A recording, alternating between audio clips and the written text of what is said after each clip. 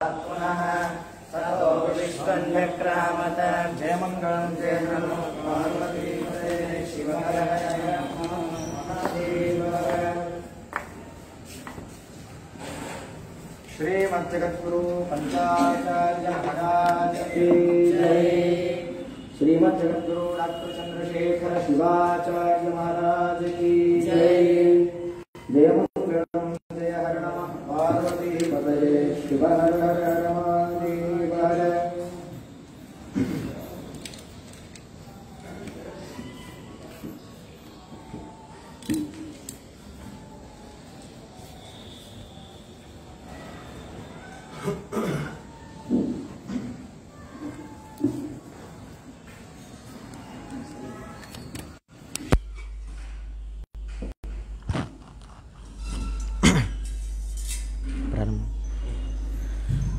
श्री गणेश शारदा गुरुभ्यो नमः।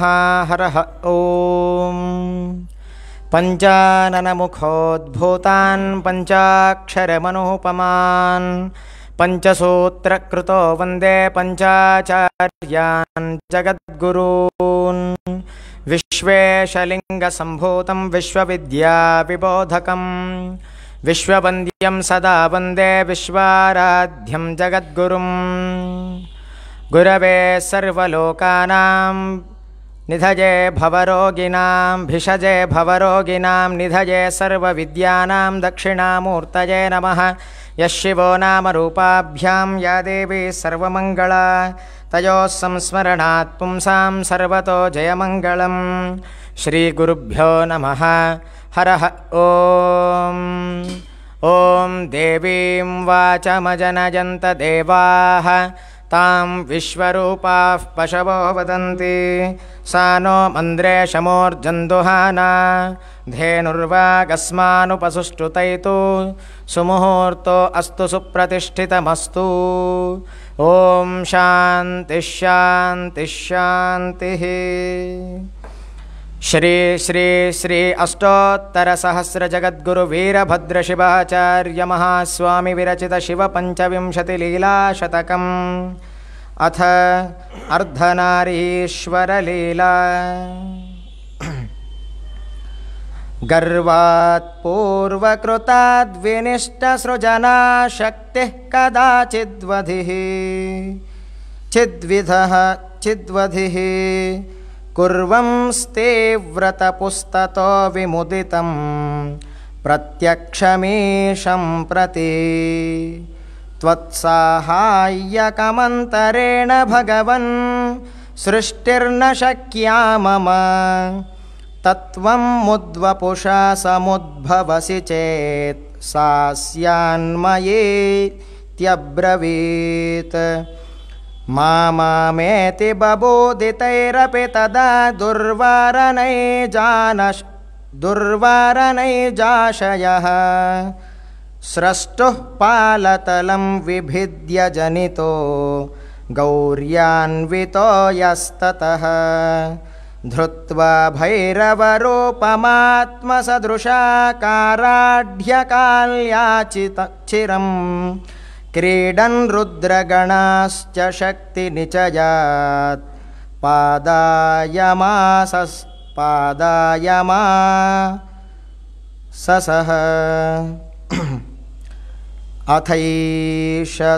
अथैषत्तुप्तोत्थ इवाब्जयोनि रुत्थाय शम्भोः करुणाकटाक्षान्। तद्वैरवाकारविलोकभीतः शान्ताकृतिः स्या इति तं ययाच। शान्ताकृतिः स्या इति तं ययाच। प्रीत्यै विधातुर्धृतसौम्यरूपो योत्रार्धनारीश्वरतामवाप। तं नौमि सोमं रुचिरं प्रकामं धृतार्धसोमं कृतभक्तकामं। धृतार्धसोमं कृतभक्तकामम्। ओम शांति शांति शांति। श्रीमद्जगद्गुरु पंचाचार्य महाराज की जय। काशी विशालाक्षी अन्नपूर्णा समेत विश्वनाथ भगवान की जय। जगद्गुरु विश्वाराध्य शिवाचार्य महाराज की जय। लिंगैक्य वीरभद्र शिवाचार्य महाराज की जय। जगद्गुरु विश्वेश्वर शिवाचार्य महाराज की जय। जगद्गुरु डॉक्टर चंद्रशेखर शिवाचार्य महाराज की जय। जय मंगलम जय हर नमः पार्वती पतये शिव हर हर हर महादेव।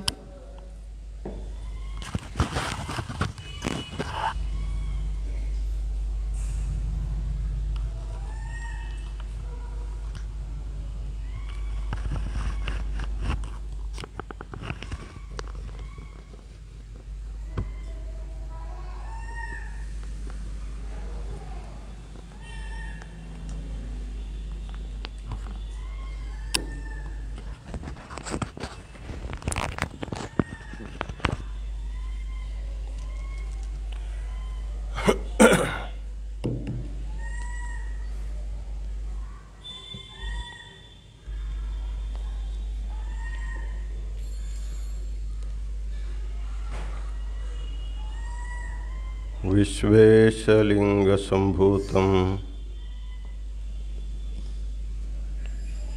विश्वविद्याविबोधकं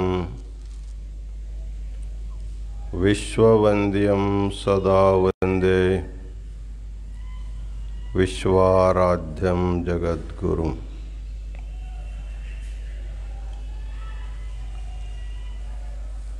काशी ज्ञान सिंहासन के सनातन गुरु परंपरा को अनंत प्रणिपात समर्पित करते हुए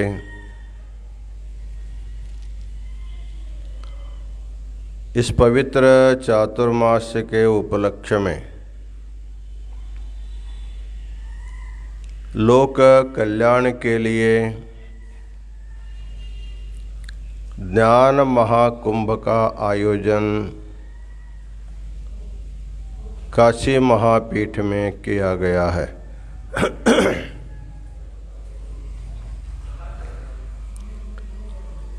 इस पवित्र व्यासपीठ पर उपस्थित अंबाजोगाई शंभुलिंग संस्थान मठ के षटस्थल ब्रह्मा शंभुलिंग शिवाचार्य महाराज इस ज्ञान महाकुंभ में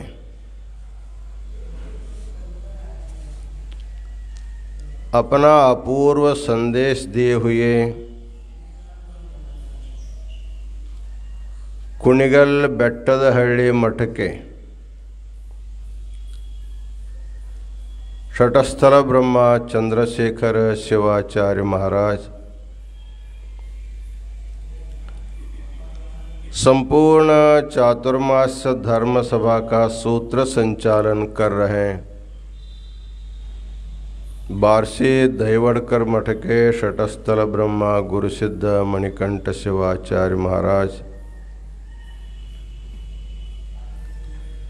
काशी वीरशैव विद्वत संघ के समस्त विद्यार्थीगण, श्रीपीठ के समस्त सेवकगण और यात्रार्थी, आए हुए समस्त भक्तगण और माताओं,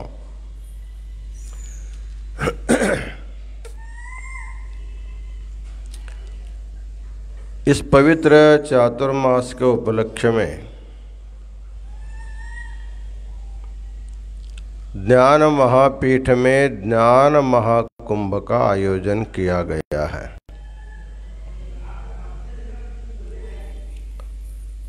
मनुष्य के जीवन में सबसे महत्व ज्ञान को दिया गया है। ज्ञानेन हीनः पशुभिः समानः। जो मनुष्य जन्म में आने के बाद भी अमूल्य ज्ञान का अर्जन नहीं करता है, गुरु सानिध्य का शरण नहीं जाता है, उसको मनुष्य रूप का पशु कहा जाता है। मनुष्य रूपेण मृगाश्चरन्ति। इसलिए समस्त मानव जाति को इस पशुभाव से मुक्त करने के लिए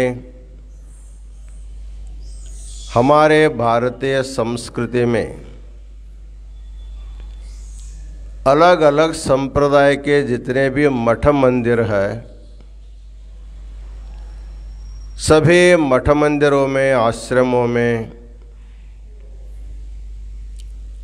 कुछ न कुछ निमित्त बना करके लोगों को ज्ञान मार्ग का उपदेश सर्वत्र हमेशा चलता ही रहता है। भारत में ऐसी जो व्यवस्था है प्रायः इतर देशों में कहीं देखने को नहीं मिलता। इसलिए अलेक्जेंडर जब भारत में आ रहा था इस देश को जिंकने के लिए, अपने स्वाधीन करने के लिए, तब उनका गुरु सुकरात उनसे कहा था, तुम ऐसे देश में जा रहे हो, वहां से आते समय मेरे लिए भी कुछ सामग्री लाना। जैसे कोई यात्रा वात्रा जाते हैं तो विदेश जाते हैं तो हम लोग भी कहते हैं वो फलाना लाओ, ये फलाना वस्तु लाओ। वैसे तो बहुत बड़ा ज्ञानी था, उन्होंने बोला अलेक्जेंडर को, तुम वापस आते समय भारत से गंगा जल ले आना। देखिए गंगा की कितना महिमा है। और एक आध्यात्मिक ग्रंथ को ले आना और एक सद्गुरु को भी ले आना। अर्थात भारत देश में जो अमूल्य वस्तु है यही अमूल्य वस्तु है। इसी के कारण भारत जो है प्रपंच का जगत गुरु स्थान पर विराजमान है। तो यहाँ के गुरु, सद्गुरु, साधु, संत लोग लाखों लाखों संख्या में सब जगह ज्ञान का प्रसार करते करते मनुष्य को सही मार्ग में लाने के लिए प्रयत्न करते हैं। वैसे काशी महापीठ भी सनातन काल से काम करते हैं, इसलिए इसका नाम ज्ञानपीठ पड़ा है। इस ज्ञानपीठ के महा आचार्य जगत गुरु वीरभद्र शिवाचार्य महास्वामी जी भगवान शिव के 25 लीलाओं के बारे में जो अपना अमूल्य साहित्य की रचना किया है, उसी का इस बार चिंतन करने का हम लोगों ने विचार करके लीलाओं के बारे में सुन रहे हैं। भगवान शिव जो है अत्यंत श्रेष्ठ इसीलिए है, उनकी दृष्टि जो है समदृष्टि है। उनका जो व्यवहार है समता का व्यवहार है, क्योंकि सबसे बड़ा योग समत्व योग भी भगवान कृष्ण ने भी कहा है। इसलिए समता का, समत्व का जो आद्य प्रवर्तक जब कोई होगा तो भगवान शिव ही है। प्रपंच तो विषम है। उसका विषमता का कारण प्राणियों का अदृष्ट है।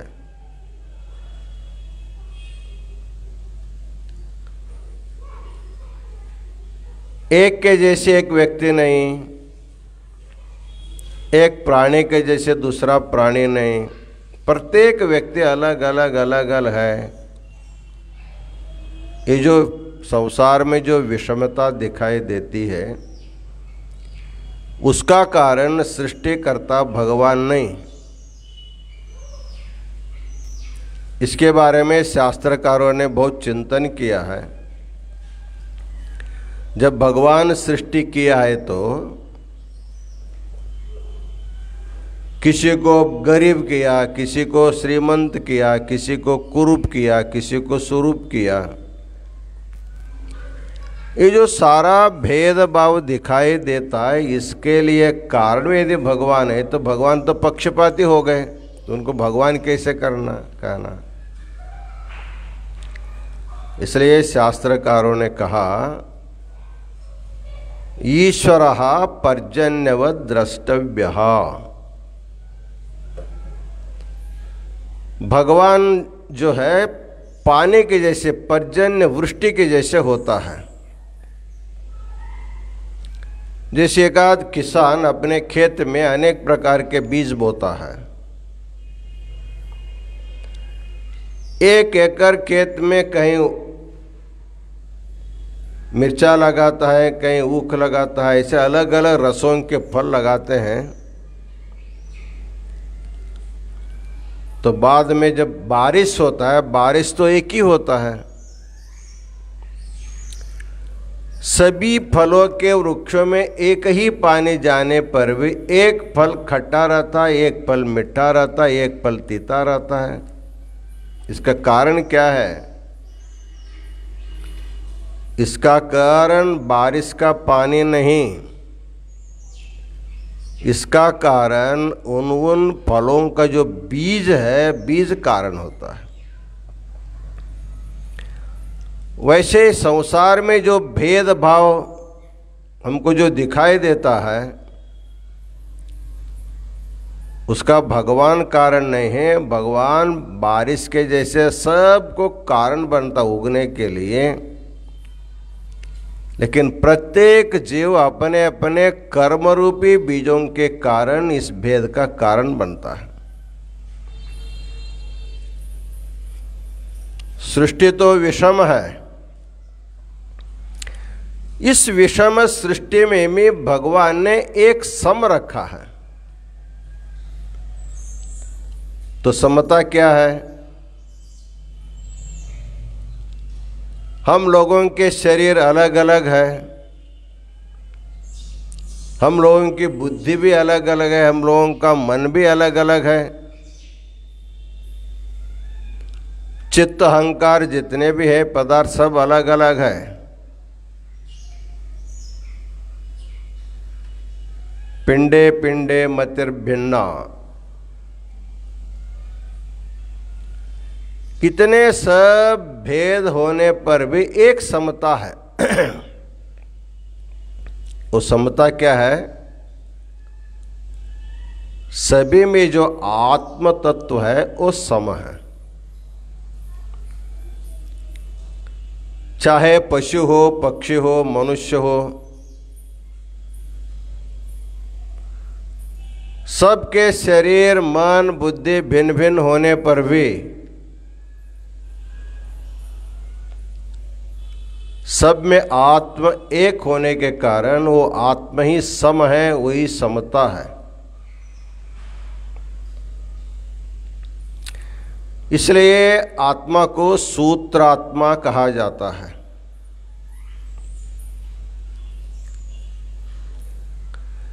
जैसे एक माली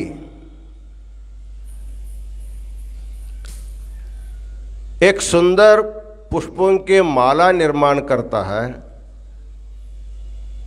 माला में रहने वाले फूल अलग अलग रंग के होते हैं, अलग अलग आकार के होते हैं, लेकिन सभी फूलों में पिरोया गया जो सूत्र है वो एक ही होता है। वैसे संसार में जितने भी जीव जंतु है, जड़ है, चेतनात्मक जो भी जड़ जंतु है,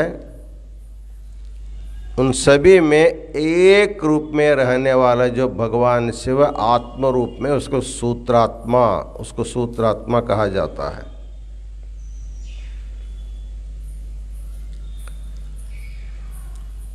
तो यही समता है, भगवान की समता। भगवान इस विषम सृष्टि में आए हुए सभी लोगों को कहते हैं, विषमता में जो सम है उसको तुम लोग देखो।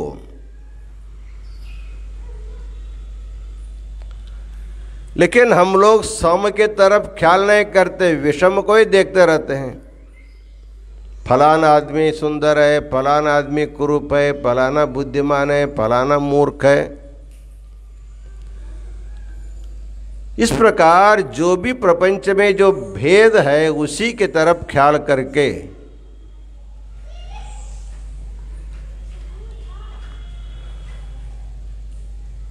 हम लोग समता के तरफ ख्याल नहीं करते हैं।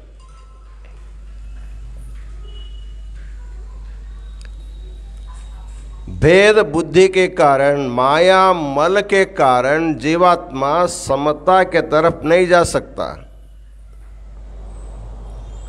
भिन्न वेद्य प्रथा रूपम माय्यम मलम,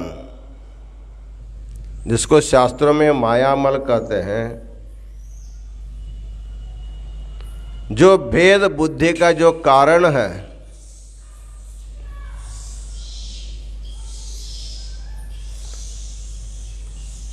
उस भेद बुद्धि के कारण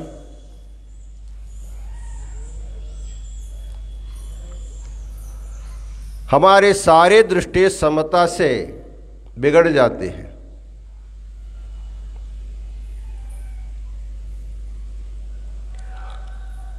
तो भगवान सारे संसार को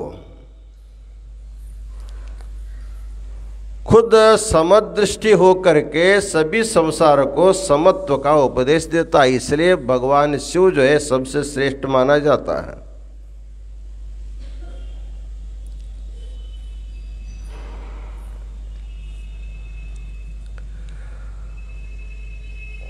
तो यहाँ पर भगवान का जो अर्धनारीश्वर जो लीला है, इस अर्धनारीश्वर लीला के द्वारा भगवान सबको समता का उपदेश प्रदान करता है।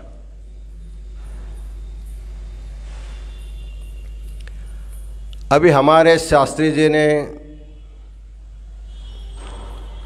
अर्धनारीश्वर लीला के 4-5 श्लोकों को पाठ किया है। उसमें ये प्रसंग आता है, भगवान शिव जो है अपने पत्नी को अपने पूरा का पूरा अर्ध भाग दे दिया, समान रूप से खुद को आधा रखा, उसको भी आधा दे दिया। वैसे इसके बारे में एक दंत कथा है, अत्यंत रोचक दंत कथा है। एक बार पार्वती, लक्ष्मी और सरस्वती तीनों एक बार बैठ करके मीटिंग करते रहे, विचार विमर्श करते रहे।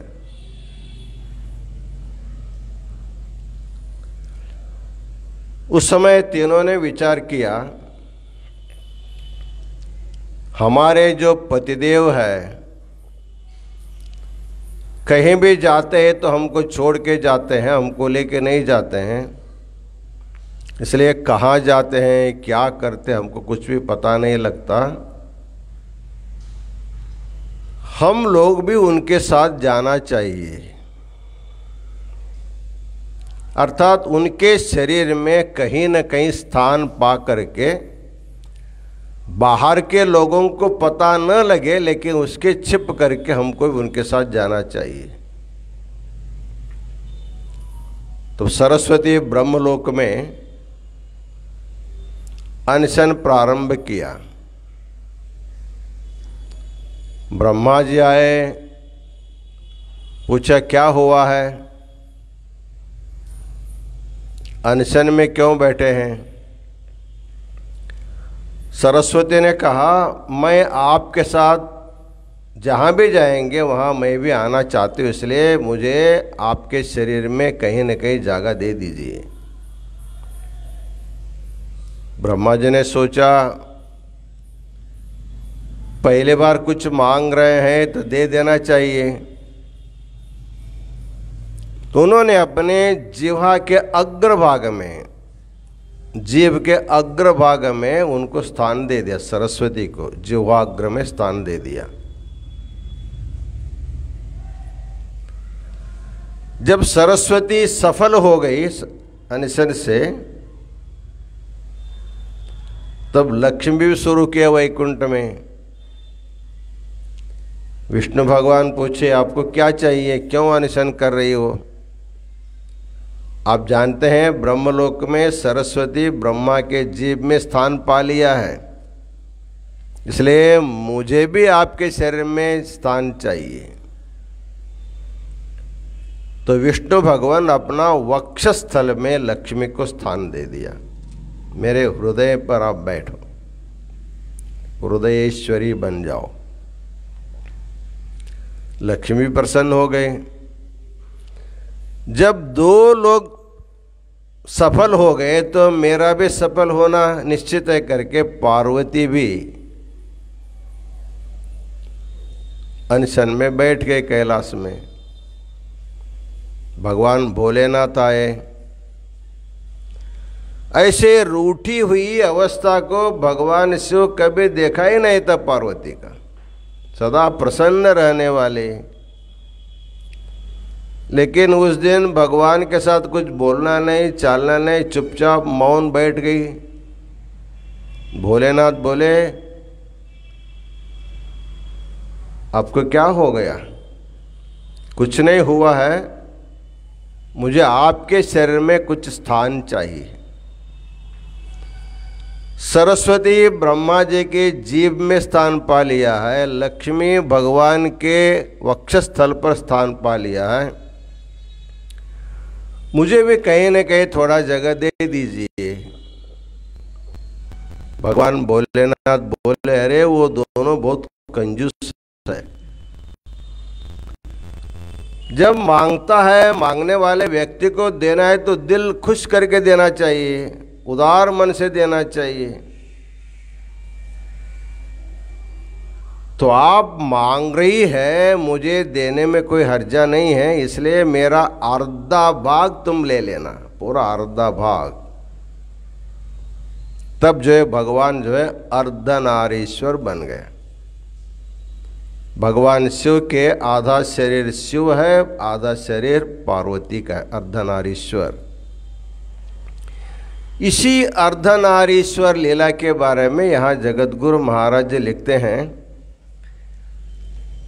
ये तो एक दंत कथा हो गई, लेकिन शास्त्रीय दृष्टि से यह अर्धनारीश्वर अवतार लेने के कारण क्या था तो बताते हैं। जब भगवान ब्रह्मा अहंकारी हो करके मैं बड़ा, मैं बड़ा, मैं ज्येष्ठ, मैं श्रेष्ठ ऐसे जब वाद किया था, इतना ही नहीं झूठ बोल करके अपना श्रेष्ठत्व सिद्ध करने के लिए भी वो प्रयत्न किया। इस अवस्था देख करके भगवान शिव जब नाराज हो गए तो ब्रह्मा जी में जो सृष्टि करने का जो सामर्थ्य था, वो कैसा सामर्थ्य, संकल्प मात्र से सृष्टि करने का सामर्थ्य था ब्रह्मा जी के पास, कुछ करना वरना नहीं। ऐसे होना चाहिए, ऐसे संकल्प करते सृष्टि बन जाती थी। जब झूठ का सहारा लेकर के अपना बड़प्पन सिद्ध करने के लिए जो झूठा प्रयत्न किया, इस अहंकार के कारण, दुरहंकार के कारण और असत्य का आश्रय लेने के कारण उनका जो सामर्थ्य था, संकल्प सामर्थ्य, तो सब समाप्त हो गए। इसलिए मनुष्य का जो है, जो सामर्थ्य रहता है उसके पास, तपश्चर्या के द्वारा या भगवान की कृपा के द्वारा जो भी सामर्थ्य मिलता है, उस सामर्थ्य का यदि दुरुपयोग करता है तो वो पूरा का पूरा नष्ट हो जाता है। इसलिए पाए हुए सामर्थ्य को बहुत संभालना चाहिए। ऐसे सामर्थ्यवान व्यक्ति को अपराध नहीं करना चाहिए। अपराध से उनका शक्ति क्षीण हो जाता है। आपको मालूम होगा, नहुष नामक राजा 100 अश्वमेध यज्ञ किया था। उसके फलस्वरूप उसको इंद्र पद मिला था। और इंद्र लोग जाने के लिए वाहन क्या होगा? उनका इतना पुण्य था, इतना पुण्य था, वो पुण्य बल से लिखा गया था ये 7 ऋषियों के कंधे पर पालकी में बैठ करके ये इंद्रलोक जाएगा। तो पुण्य हो तो उनका सेवा सबको करना पड़ता है। तब सप्तर्षि लोग उसके मेना या पालकी अपने कंधे में लिए और उनको ले करके इंद्रलोक जा रहे थे। उसमें अगस्त्य ऋषि भी था। अगस्त्य ऋषि थोड़ा सा बुटका था, बाकी सब लंबे चौड़े रहे। बहुत लंबे लंबे पैर रख दिए तो छोटा छोटा पैर रखता था। इनको देख करके नहुष के मन में क्रोध आया। अरे इनके कारण मुझे जो जल्दी जाना है तो नहीं हो रहा है। उनको उतावलेपन था, कब जाऊं, कब इंद्र के सिंहासन पर बैठूं, नंदन वन का विहार करूं, ऐसा उतावलेपन था। इसलिए वो बार बार अगस्त्य को संबोधित करके सर्प सर्प सर्प बोलता था। संस्कृत में सर्प का अर्थ होता है शीघ्र चलो, शीघ्र चलो, शीघ्र चलो, दौड़ो दौड़ो। राजा का आदेश का पालन करते हुए अगस्त्य दौड़ता भी रहा, लेकिन छोटा आदमी कितना दौड़ने पर भी कमी रहेगा ना। 1 बार 2 बार 3 बार 4 बार बोल करके जब उसके मन में गुस्सा आया, उस समय ऊपर बैठा हुआ नहुष महाराज अपने बाएं पैर से लात मार दिया, सर्प करके। देखिए अपराध। 100 अश्वमेध याग किया हुआ जो पुण्य था, एक क्षण में अगस्त्य को लात मारने से सब जल करके भस्म हो गया। एक क्षण में बड़ों के साथ किया हुआ अपराध जो है अपने पुण्य को नष्ट कर देता है। जब राजा का सारा पुण्य भस्म हो गया, महर्षि अगस्त्य ने देखा है तो पुण्यहीन हो गया, अब इनको ढो के जाने का कोई कारण नहीं है। तब उन्होंने कहा, अरे तुम बहुत समय से सर्प सर्प बोलते रहे, तो सर्पो भव, तुम सर्प हो जाओ करके शाप दे दिया। तो अजगर सांप हो करके स्वर्ग में जाने वाला नहुष भूमि पर पड़ गया। ये कथा है। ऐसे बहुत सारे हैं। अपराध इसलिए नहीं करना चाहिए। कहा जाता है रास्ते में जाते समय यदि पवित्र गाय बैठी हो, जाते जाते उसको पैर नहीं लगना चाहिए, ऐसे संभाल के जाना चाहिए।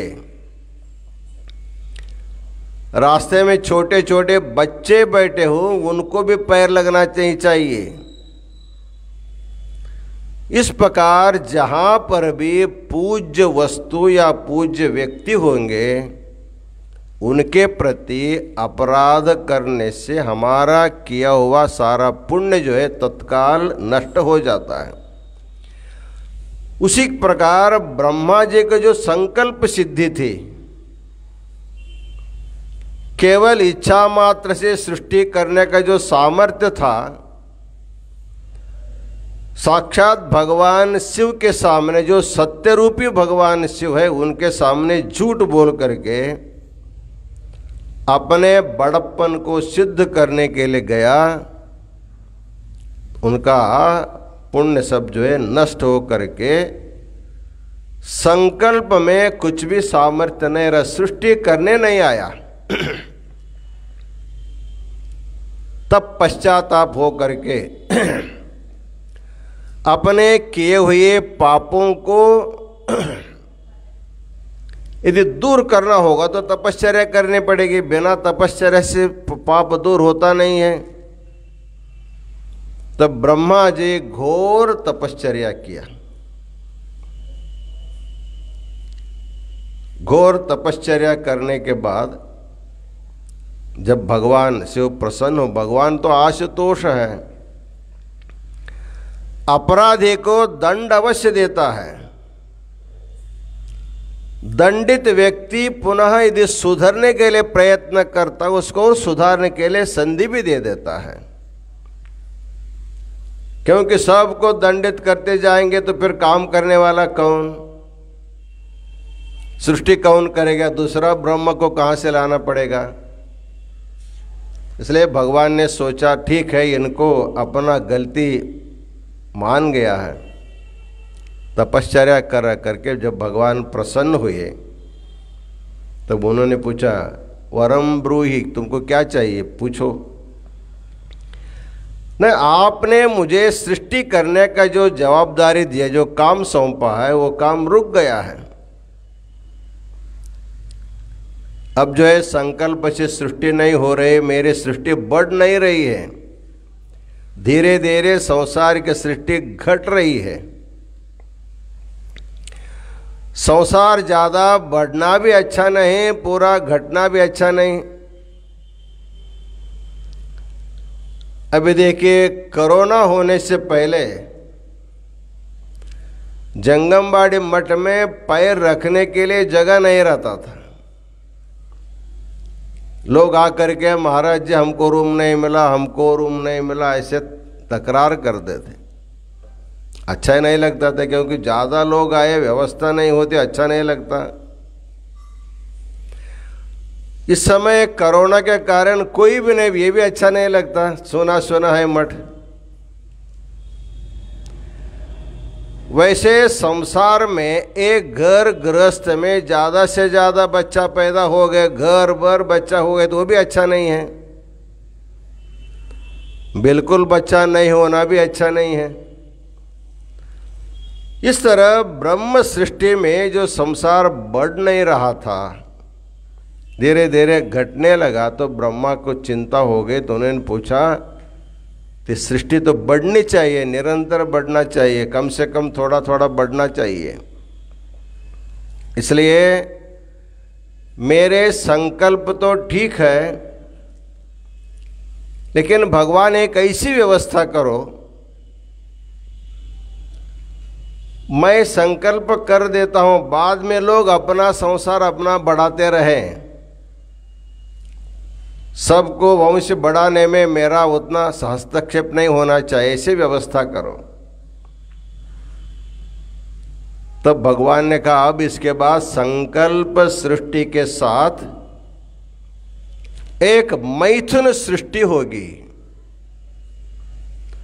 सभी प्राणी अपने अपने वंश को मैथुन के द्वारा अपना प्रजाओं को बढ़ाएंगे, ऐसी व्यवस्था करेंगे। इसलिए उस समय भगवान ने जो है अर्धनारीश्वर का रूप धारण किया, आधा पुरुष आधा स्त्री। इस प्रकार सभी प्रजाति में 84 लाख प्रकार के जितने भी जीव जंतु है, सब में एक स्त्री होगा, एक पुरुष होगा, एक स्त्री होगा, पुरुष होगा, और उन्हीं के द्वारा उनकी सृष्टि जो है बढ़ती जाती है। इसलिए एक सुभाषितकार कहता है, आहार निद्रा भय मैथुनंच सामान्य में तत् पशुभिर्नराणाम। समय पर खाना खाना और नींद आने पर सो जाना और अपने संतान की उत्पत्ति करना, ये जो काम है सब के लिए समान है। आहार निद्रा भय मैथुनंच सामान्य में तत् पशुभिर्नराणाम। इसलिए मैथुन सृष्टि जो भगवान ने आदेश दिया, तो सारी सृष्टि अपने अपने प्रजा को उत्पन्न करते रहे, ये संसार बढ़ने लगा। तो प्रायः जितने भी मनुष्य को छोड़ करके जितने भी जीव जंतु है, उसको थोड़ा ज़्यादा बढ़ने से कोई हानि नहीं है। जब मनुष्य ज़्यादा से ज़्यादा बढ़ते जाएंगे तो संसार में समस्याएं ज़्यादा होती रहती है। इसलिए अभी अभी विचार चल रहा है कि संतान के ऊपर नियंत्रण होना चाहिए, ऐसे विचार जो आ रहा है। अर्थात मैथुन सृष्टि इतने बढ़ रही है, इसके ऊपर नियंत्रण भी करने का एक प्रसंग इस समय आ रहा है। वो बात दूसरी है। लेकिन यहाँ पर भगवान अर्धनारीश्वर का आकार लेकर के समाज में क्या संदेश दिया? समाज में जो स्त्री और पुरुष का जो भेद है, वो केवल प्राकृतिक भेद है। प्रकृति ने किया है, सब पुरुष ही पुरुष रहेंगे तो भी नहीं चलता, सभी स्त्रियां स्त्रियां रहेंगे तो भी नहीं चलता है। गृहस्थ जीवन से प्रजा को उत्पन्न करना होगा तो स्त्री पुरुषों को होना अनिवार्य होता है। लेकिन स्त्री पुरुषों में कौन श्रेष्ठ है, कौन कनिष्ठ है? प्रायः बहुत से लोग पुरुष श्रेष्ठ है स्त्री कनिष्ठ है बोलते हैं। कुछ लोग कहते हैं नहीं, स्त्री श्रेष्ठ है पुरुष कनिष्ठ है। तो सच क्या है, पुरुष श्रेष्ठ है या स्त्री श्रेष्ठ है? वैसे तो दोनों में कोई श्रेष्ठ नहीं, कोई कनिष्ठ नहीं है। भगवान शिव ने अपने शरीर में आधा शरीर सती को दे करके, पार्वती को दे करके लोक में बता दिया, जितने भी तुम गृहस्थ हो, तुम्हारा गृहस्थ आश्रम सुख से यदि पार पड़ना होगा, तुम भेदभाव मत करो, अपने को बड़ा मत मानो। क्योंकि तुम्हारी जब शादी होती है,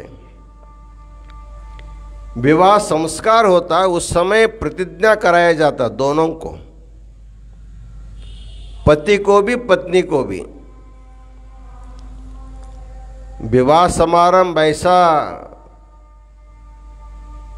गर्दी का रहता है, इतना भीड़ मचा हुआ रहता है, तो पूजा विधि करने वाला जो शास्त्री होता है वो क्या बोलता है ये लोगों को मालूम ही नहीं पड़ता। वो जैसे बोलते वो बोल देते, संस्कृत में है, मालूम भी नहीं पड़ता, अर्थ भी नहीं समझ में नहीं आता।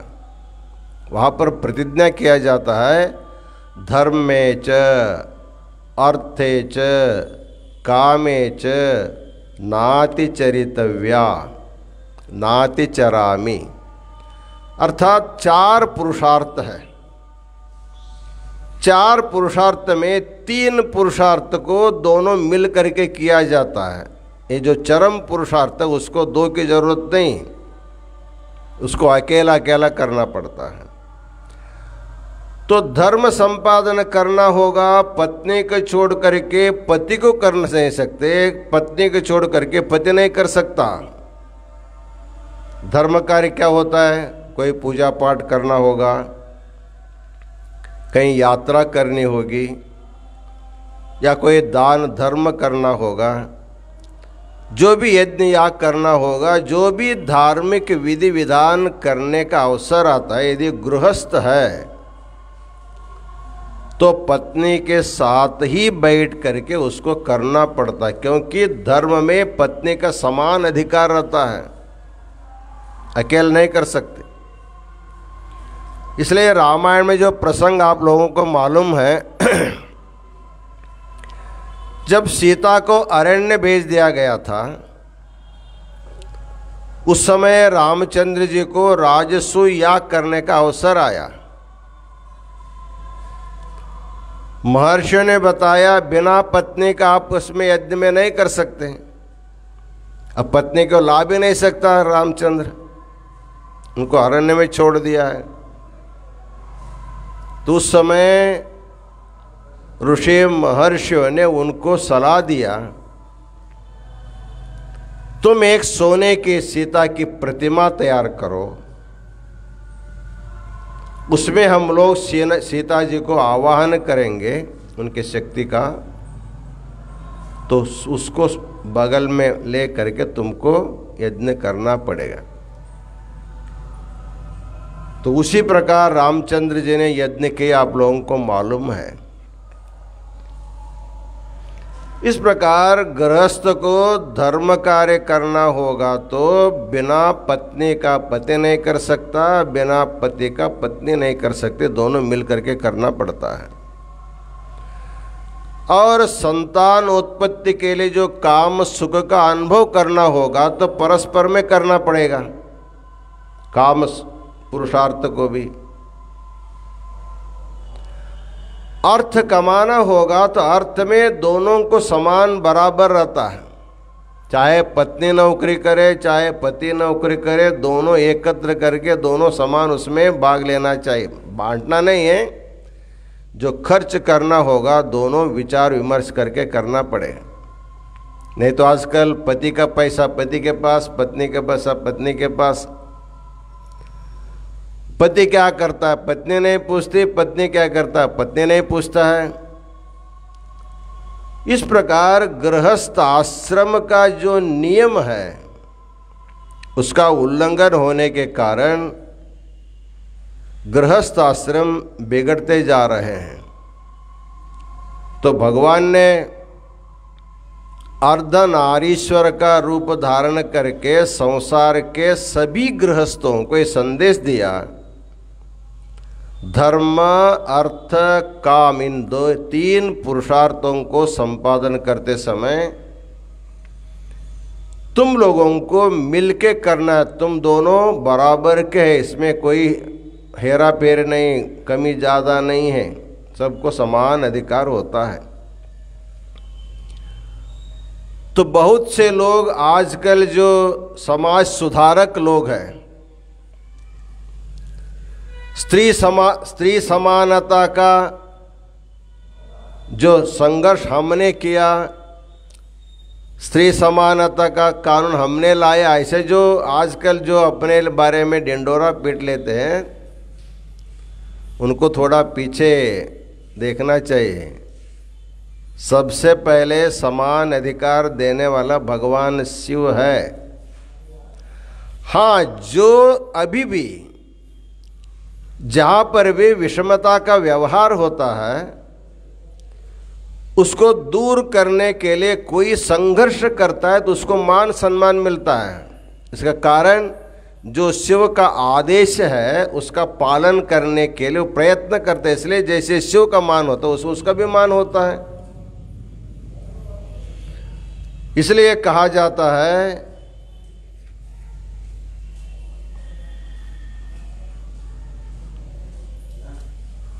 पत्नी के बारे में, अर्थात पुरुष के लिए पत्नी किस प्रकार के उनके सहधर्मचारिणी होती, जो अर्धांग होकर के होती। एक सुभाषितकार कहते हैं कार्येषु दासी। 6 प्रकार के धर्म बताते पत्नी के धर्म। पहला है कार्येषु दासी, घर में जो भी कार्य होगा पत्नी खुद करती है। झाड़ू लगाना होगा, पोछा लगाना होगा, कपड़ा धोना, भांडे धोना, ये जो भी कार्य होगा वो खुद पत्नी करती है। कार्येषु दासी, दासी के जैसे घर के सभी कार्य करते हैं।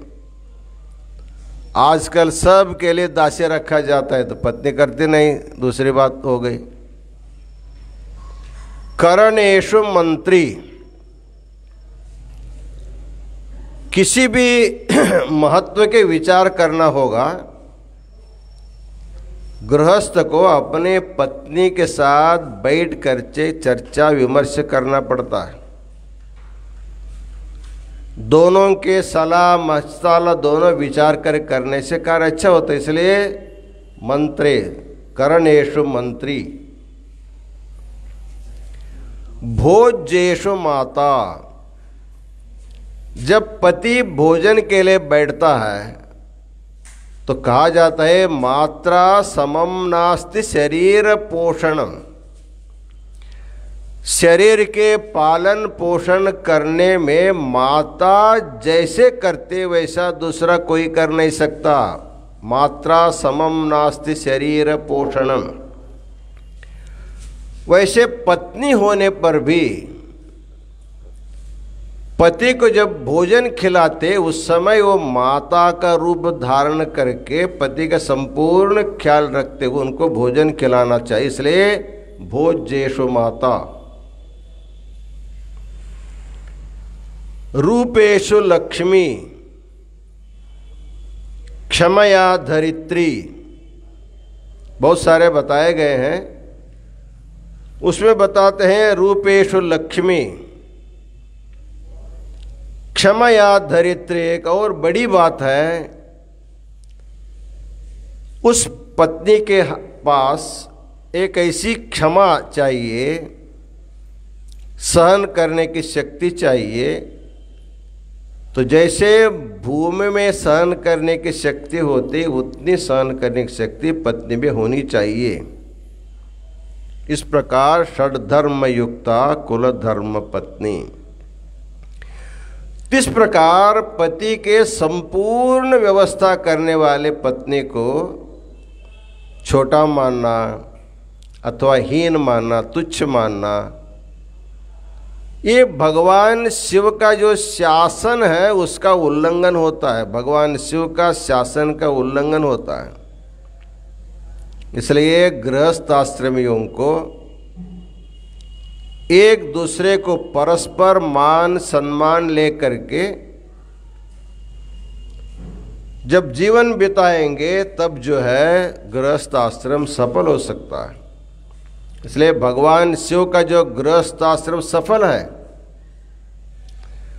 इसलिए जो भी शादी करते हैं, चाहे किसी भी संप्रदाय का व्यक्ति हो, उनको शादी के बाद मंगल गौरी का व्रत करना पड़ता है, शिव पार्वती का व्रत करना पड़ता है। क्योंकि शिव पार्वती के बीच में जो गार्हस्थ संबंध है, इतना प्रगाढ़ संबंध है और मधुर संबंध है, और उनको आदि दंपति भी कहा जाता है। तो पहला दंपति है संसार के, पहला दंपति। इसलिए वागर्थाविव संपृक्तौ वागर्थ प्रतिपत्तये जगतः पितरौ वंदे पार्वती परमेश्वर। महाकवि कालिदास ने कहा कि आदि दंपति जग के माता पिता है। उनका आदर्श जीवन कैसा है?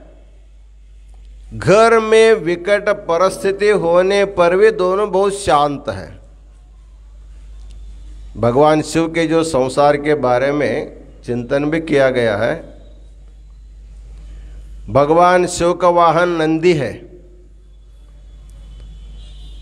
और माँ का वाहन सिंह है। देखिए, सिंह और बैल दोनों में परस्पर विरोध है। जंगल में चरने वाले सिंह को कोई प्राणी मिल जाए तुरंत खा डालता है,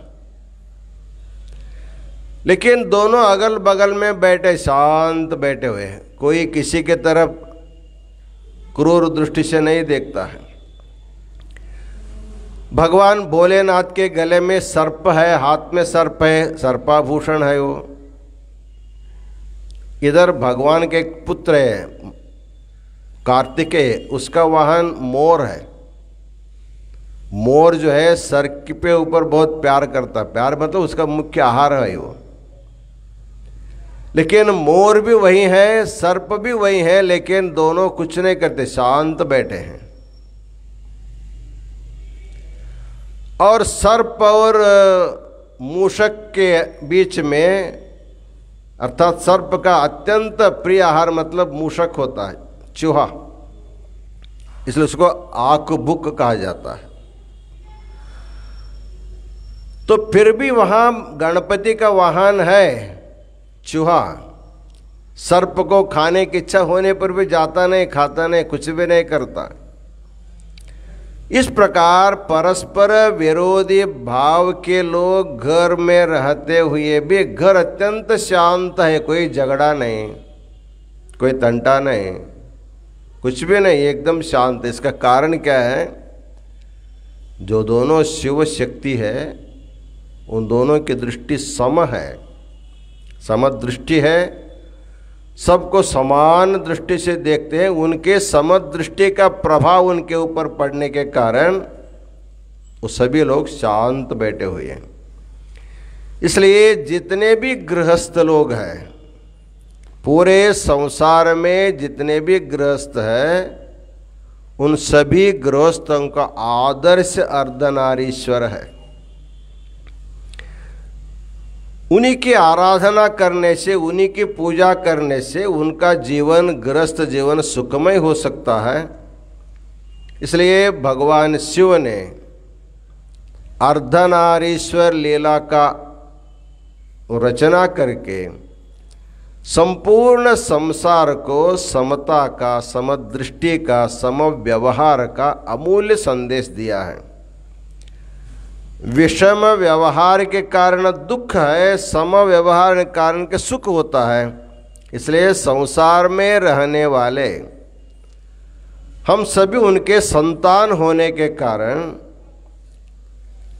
ऐसे कोई माता पिता दुनिया में नहीं है मेरे बच्चे झगड़ते रहे, दुखी रहे, ऐसे कोई नहीं चाहता। मेरे सभी बच्चे शांत सुख समाधान से रहे, ऐसे सब लोग विचार करते हैं। वैसे भगवान शिव जो है अपने संपूर्ण प्रपंच में रहने वाले सभी जीव जंतु उनके संतान होने के कारण अपने समदृष्टि, समता व्यवहार का लोगों को बोध करते हुए खुद भी आगम शास्त्र में बोध किया है। क्योंकि आगम शास्त्र में सभी प्रकार के भेदभावों को दूर करके सबके साथ समता व्यवहार करने का अमूल्य बोध उसमें रखा गया। जहां पर भी कोई विषम व्यवहार करता, तुरंत भगवान वहां करके समता के लिए बोध करता है। आपको मालूम होगा जगत गुरु शंकराचार्य जी जब काशी में निवास करते थे, उस समय रोज गंगा स्नान करके भगवान विश्वनाथ को जल चढ़ाते रहे। इतना बड़े ज्ञानी होने के बाद भी उनके मन में वर्ण को लेकर थोड़ा सा भेदभाव रहा। ब्राह्मण श्रेष्ठ है, शूद्र कनिष्ठ है, इतने उच्च कोटि के होने पर भी उनमें थोड़ा सा रहा। तो भगवान ने सोचा इतना स्वच्छ आदमी है, इतना पवित्र आदमी है, मेरा एक अवतार है, फिर भी थोड़ा सा इनमें दोष है, वर्ण भेद की दृष्टि है, इनमें समदृष्टि नहीं आई, इसको दूर करना चाहिए। भगवान खुद चांडाल के वेश में आते हैं, 4 कुत्ता हाथ में लिया है, और जिस गली से शंकराचार्य आ रहे स्नान करके, उसी गली से उल्टा रास्ते से ये जा रहा है। वो गंगा स्नान करके आ रहे हैं, ये गंगा स्नान करने के लिए जा रहा है। बीच रास्ते में दोनों को मुलाकात हो गई। स्वभाव से जो उच्च जाति का होता है ना, वो नीच जाति अरे हटो हटो हटो ऐसे बोलता ही है। वैसे शंकराचार्य जी उस चांडाल को ये हटो हटो दूर सरो ऐसे बोलते हो। सामान चांडाल होता तो पीछे चला जाता था रास्ता छोड़ करके। वो तो इनके मन को सुधारने के लिए भगवान विश्वनाथ चांडाल के रूप में आए थे। उन्होंने कहा मुझे क्यों हटा रहे हैं आप? हटाने के लिए बोल रहे तो क्या हटाना है? मेरे शरीर को हटाना है या मेरे अंदर के जीवात्मा को हटाना है? शरीर को हटाने के बोलेंगे तो मेरा जैसा शरीर है आपका भी वैसा शरीर है। पांच भौतिक शरीर तुम्हारा भी है, पांच भौतिक शरीर मेरा भी है। जो हाड़ मांस आदि जो आपके शरीर में है वो हाड़ मांस आदि मेरे शरीर में भी है। इसको छूने से क्या फर्क पड़ता है? जो दोनों समान है तो छूने से क्या फर्क पड़ता है? क्यों मुझे हटाना चाहते हो? यदि अंदर का जो आत्मा है उसको हटाने के लिए बोलेंगे तो आत्मा हटने के लिए जगह नहीं, आत्मा सर्वत्र व्याप्त है। शरीर तेरा मेरा समान है, आत्मा भी दोनों का समान है। आत्मा तो हट नहीं सकता, इसलिए कैसे हटाना, क्या हटाना? जब चांडाल के मुंह से शंकराचार्य ने इतना बड़ा तत्वज्ञान को सुना तब उनको चांडाल में विश्वनाथ दिखाई दिया। चांडाल में विश्वनाथ दिखा दिया। तब उस समय उन्होंने शरणागत हो करके चांडाल हो ब्राह्मण हो जो भी होगा वो मेरे लिए पूज्य होगा, आत्मज्ञान संपन्न व्यक्ति करके उन्होंने शरणागत हो जाता है। तब भगवान इसे सचमुच अपना रूप दिखा करके बताते हैं, देखो तुम इतने बड़े तत्वज्ञानी होने पर भी तुम्हारे मन में वर्ण संबंधी जो भेद था, भेदभाव था, विषमता रही, उसको दूर करने के लिए मुझे ऐसी लीला करनी पड़ी। तो भगवान जो है संसार में सभी जीवों के मन में रहने वाले भेद बुद्धि को, विषमता को दूर करने के लिए कभी कभी अनेक लीला खुद करता है और किसी गुरु सद्गुरु के द्वारा भी हमको बोध करा देता है। इस प्रकार अर्धनारीश्वर लीला को स्वीकार करके भगवान ने ब्रह्मा जी के जो सृष्टि सामर्थ्य में जो उनके कमी आई थी उसको सपोर्ट देने के लिए, उनको सहायता देने के लिए उन्होंने मैथुन सृष्टि का सर्जन किया। उसलिए अर्धनारीश्वर का रूप धारण करके आया और अर्धनारीश्वर धारण करके आने के बाद समस्त गृहस्थों को ये संदेश दिया, तुम अपने पत्नी को नीचा मत समझो, पति को भी नीचा मत समझो, दोनों तुम समान हैं, दोनों सम हैं, समता रहेगी तुम्हारा कल्याण होगा। इस प्रकार समदृष्टि समता व्यवहार सिखाने के लिए भगवान शिव ने जो अर्धनारीश्वर की लीला करके संसार में बहुत बड़ा बोध उन्होंने किया है। इस लीला के द्वारा जो उनका जो बोध है उस बोध को हम अपने जीवन में उतारेंगे तभी भगवान शिव की कृपा हमारे ऊपर होती। हमारे दृष्टि सम होगी तो शिव कृपा होगी, हमारे व्यवहार में समता लाएंगे तभी शिव कृपा होगी। इसलिए शिव कृपा पाने के लिए सबको समदृष्टि समता व्यवहार का पालन करने के लिए प्रयत्न करें। इन्हीं वचनों के साथ आज का आशीर्वचन पूर्ण करते हैं। ओम शांति शांति शांति।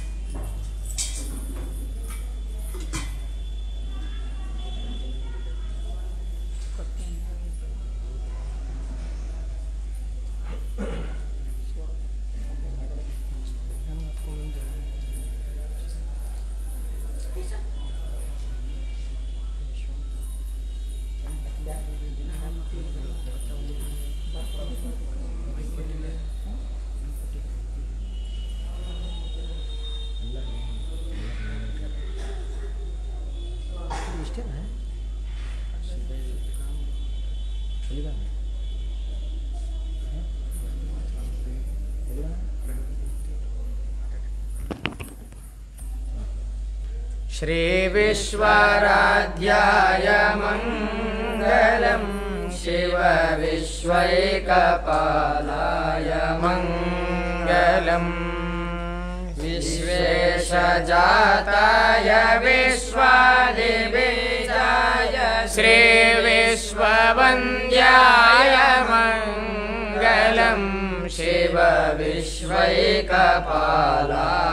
मंगलम चरवृन्दवन्द्याय मंगलम वरचरणीतिबोधाय मंगलम गुरुरूपधाराय गुरुराजिराजाय परिपूतदेहाय मंगलम शिव विश्वैकपालाय मंगलम भवमूलभङ्गाय मंगलम शिव शिवलिङ्गसङ्गाय मंगलम भवमाङ्गलाङ्गाय शिवपिङ्गचूडाय कवितुङ्गसेव्याय मंगलम शिव विश्वैकपालाय मंगलम काशीपुरेशाय मंगलम कविकाशीनाथेशाय मंगलम क्लेशापहाराय पाशप्रमोचाय श्रीशादिमान्याय मंगलम शिव विश्वैकपालाय मंगलम श्री विश्वाराध्याय मंगलम शिव विश्वैकपालाय मंगलम शिव विश्वैकपालाय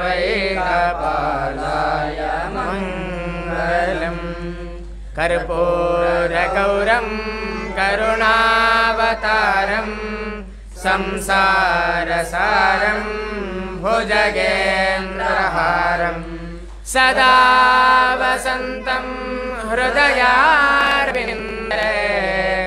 भवं भवानी सहितं नमामि सानन्दमानन्दवने वसन्तम् आनन्दकन्दं हृतपापवृन्दम् वाराणसीनाथमनाथनाथं श्रीविश्वनाथं शरणं प्रपद्ये श्रीविश्वनाथं शरणं प्रपद्ये विश्वेशलिङ्गसम्भूतं विश्वविद्याविबोधकं विश्ववन्द्यं सदा वन्दे विश्वाराध्यं जगद्गुरुं श्री हर नमः पार्वतीपतये शिव हर हर हर हर महादेव श्रीमज्जगद्गुरु पंचाचार्य महाराज की जय। काशी विशालाक्षी अन्नपूर्णा समेत विश्वनाथ भगवान की जय। जगद्गुरु विश्वाराध्य शिवाचार्य महाराज की जय। जगद्गुरु विश्वेश्वर शिवाचार्य महाराज की जय। जगद्गुरु डॉक्टर चंद्रशेखर शिवाचार्य महाराज की जय। समस्त साधु संत महाराजों की जय। मानव धर्म के जयवागले मानव धर्म के जयवागले धर्मदिंदले विश्व के शांति धर्मदिंदले विश्व के शांति वंदे विश्वाराध्यं वंदे पंचाचार्य हर नमः पार्वतीपतये शिव हर हर हर महादेव हर।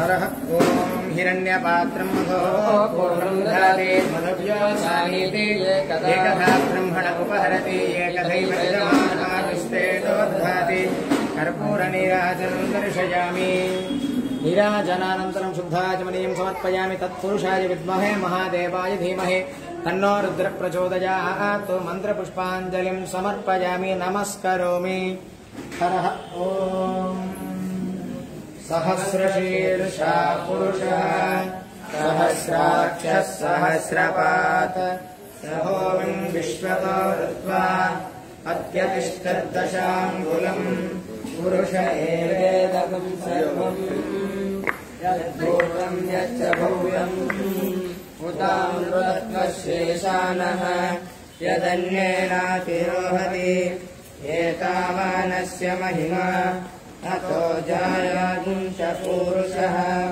आदोस्य विश्वभूतानि द्विपादस्यामृतं दिवि द्विपादोर्ध्वोदयत्पुरुषः आदोस्येहाभवात् पुनः ततो